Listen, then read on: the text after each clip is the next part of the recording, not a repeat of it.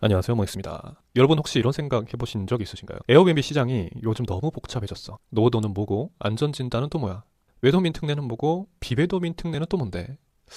도대체 지금 무슨 일이 벌어지고 있는 거지?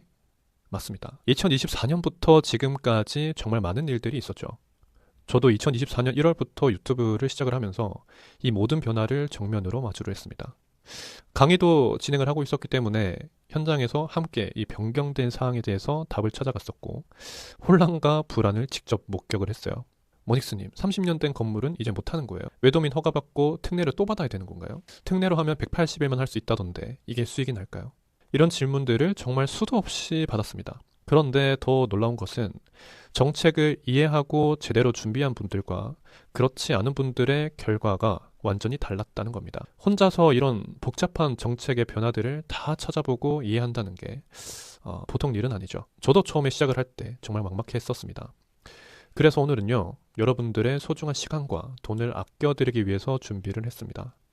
2024년 7월부터 2025년까지 일어난 모든 정책의 변화, 특히 2025년 10월 10일에 발표된 게임 체인저급 규제 완화까지 이 영상 하나로 전부 정리를 해드릴게요.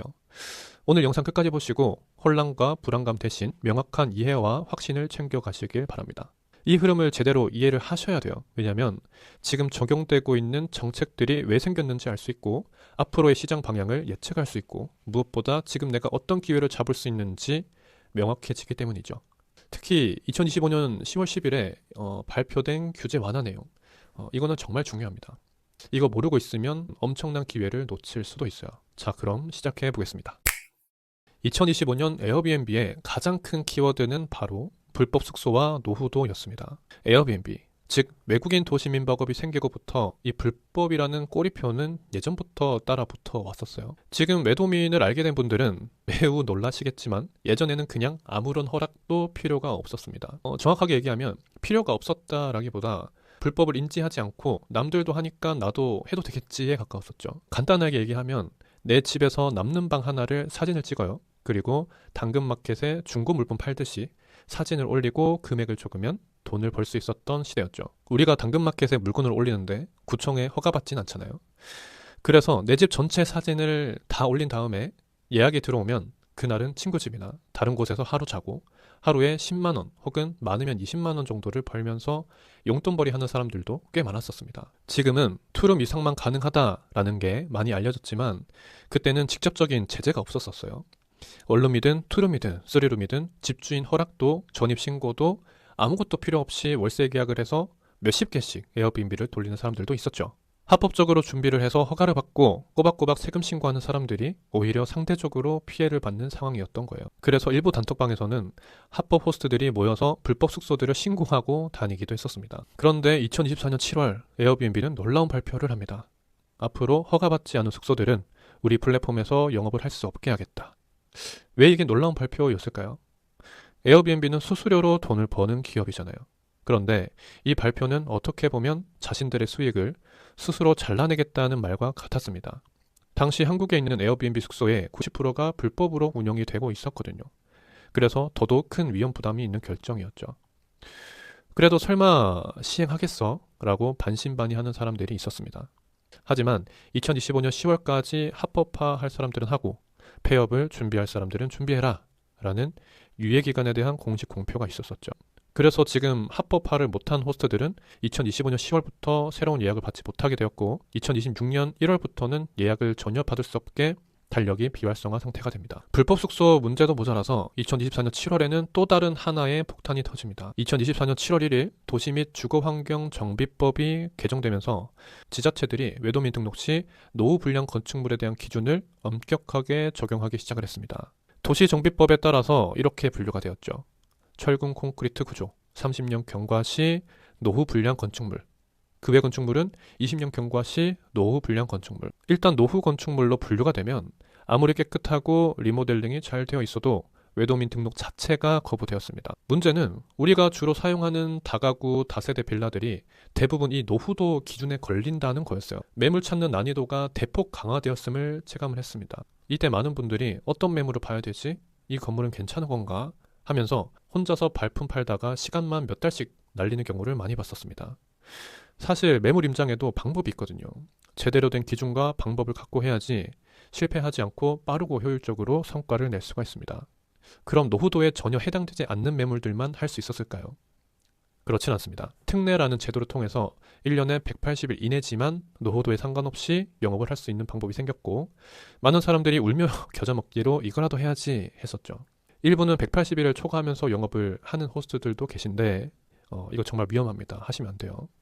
그래도 에어비앤비가 수익률이 높은 사업이다 보니까 한 달에 반 정도만 운영을 해도 충분히 수익이 나오는 지역들이 많았습니다. 그런데 이렇게 충분히 수익이 나려면 필요 조건이 있어요. 게스트가 만족하고 좋은 리뷰가 쌓일 수 있도록 인테리어, 마케팅, 운영법의 수준을 높게 유지를 해야만 됩니다. 180일밖에 안 되니까 해서 뭐하나 안 해야겠다 라고 포기했던 사람들보다 가능성을 찾고 상황에 맞게끔 시도했던 사람들이 이번 기회를 잡게 되었습니다. 그리고 드디어 2025년 10월 10일 문화체육관광부가 외국인 관광 도시민박업 규정을 전격 개정을 하게 됩니다. 이건 정말 엄청난 뉴스였어요. 왜냐면은 가장 핵심적인 변화가 바로 노후 불량 건축물 규정이 삭제된 겁니다. 기존에는 사용 승인 후 30년이 지난 주택은 안정성을 아무리 입증을 해도 무조건 외도민 등록이 불가능했어요. 깨끗하게 리모델링을 하든 안전진단을 받든 상관없이 무조건 막혔었던 거죠. 하지만 지금은 30년이 지난 주택도 건축법과 건축물 관리법에 따른 안정성만 갖추면 외도민 등록이 가능해졌습니다. 개정된 지침의 핵심 내용을 정리를 하면 첫 번째, 노후도 기준 완화입니다. 과거에는 30년 이상이면 무조건 등록 불가했었죠. 하지만 현재는 30년 이상이어도 안정성 확보 시 등록이 가능해졌습니다. 지자체 담당자가 건축물의 실질적인 안정성을 확보를 하고 확인을 하고 판단을 하게 되어 있어요. 두 번째는 안정성 판단 기준입니다. 건축물 대장상 위반 건축물 표시 여부를 먼저 확인을 하고 안정상 우려가 있는 경우에는 건축사 등 전문가의 의견을 청취를 합니다. 그리고 건축물 관리법 기준에 따른 주택 안전도를 평가를 하죠. 이 안정성은 관련 전문가의 구조 안정성을 입증할 수 있는 자료를 첨부를 하면 개선을 할 수가 있게 됩니다. 우리가 외도민 할 때 이 노후도 말고 또 하나의 허들이 있었죠. 바로 외국어 테스트였습니다. 근데 이 외국어 테스트도 엄청나게 많이 완화가 되었죠. 과거에는 어떻게 썼냐면 사업자의 외국어 유창성을 중심으로 평가를 했습니다. 또는 토익 몇 점 이상 같은 공인시험 점수를 요구하는 것도 있었었죠. 하지만 지금은 통역 앱 같은 보조수단을 활용하는 것을 인정을 해줍니다. 실질적으로 외국인 관광객에게 안내와 편의 제공이 가능하면 오케이인 거죠. 이게 무슨 의미냐면 영어를 완벽하게 구사를 하지 못해도 팝하고나 구글 번역기 같은 앱을 활용해서 소통만 할 수 있으면 된다라는 거예요. 훨씬 현실적이게 되었죠. 하지만 실질적으로 운영을 할 때 언어보다 더 중요한 게 있습니다. 외국인 게스트들이 진짜 원하는 게 뭔지, 어떤 편의시설을 제공을 해야 리뷰 점수가 올라가는지 등을 반드시 꼼꼼하게 체크를 하고 이런 운영 노하우가 쌓여야 롱런하는 숙소를 만들 수가 있습니다. 근데 문체부가 왜 갑자기 이런 규제를 풀었을까요? 정부가 외국인 관광 도시민박업 협회, 지방자치단체 등 현장의 의견들을 적극적으로 수렴을 한 결과입니다. 실제로 현장에서는 이런 문제들이 있었어요. 깨끗하고 안전한 주택인데 단순히 30년이 넘었다라는 이유만으로 등록이 안 되는 것, 세계 각지에서 여행을 오는데 영업만 테스트하는 것에 대한 실효성에 의문이 제기가 된 거죠. 합법적으로 운영하려는 선의 호스트들까지 이게 피해를 보게 되는, 막히게 되는 그런 상황인 거였습니다. 그리고 이런 민원 외에도 또 다른 중요한 점이 있었어요. 문체부는 최근 증가하는 방한 관광 수요에 대응하기 위해서 이번 규제를 개선을 했다라고 밝혔습니다. 2025년 들어서 외국인 관광객이 급증하면서 한국 문화를 체험하고 싶어하는 외국인들의 민박 선호도가 증가했습니다. 정부 입장에서도 관광산업 활성화와 불법 숙소 단속이라는 두 마리 토끼를 동시에 잡아야 했던 것이죠. 문체부의 정책 담당자는 이렇게 밝혔습니다. 현장 의견을 바탕으로 건축물 기준을 완화를 했고 외국어 서비스 기준도 현실화했습니다. 이번 지침 개정으로 외국인 관광 도시민박업의 진입 장벽이 낮아지고 외국인 관광객이 민박 숙소에 대한 다양한 서비스를 경험할 수 있게 되길 기대합니다. 자, 여기서 중요한 포인트가 있습니다.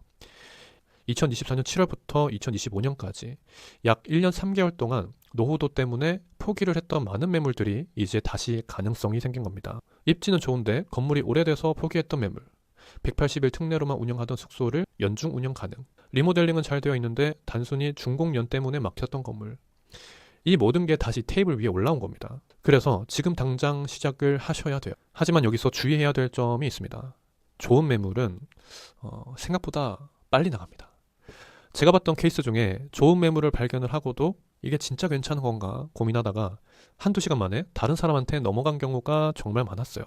반대로 충분히 그 지역에 대해서 공부를 하고 빠르게 판단을 해서 계약하신 분들은 그렇지 않은 사람들보다 월소득이 몇백만 원씩 차이가 나게 됩니다. 아셔야 될 게 좋은 매물은 에어비앤비 매물로 돌기만 하지 일반 매물로는 잘 안 나오기 때문에 사실 오늘이 가장 경쟁력이 낮은 날입니다. 이 완벽한 때라는 것은 없더라고요. 결국 빠르게 움직이는 사람들이 좋은 매물을 선점하게 되는 겁니다. 여러분들도 오늘 한번 에어비앤비를 시작을 해보세요. 한 번의 시도 속에 수많은 가능성이 숨어져 있습니다. 에어비앤비에 대해서 조금 더 노하우를 얻고 싶은 분들은 아래 고정 댓글을 참고를 해주세요. 그럼 저는 다음 주 더 좋은 영상으로 찾아뵙겠습니다. 감사합니다.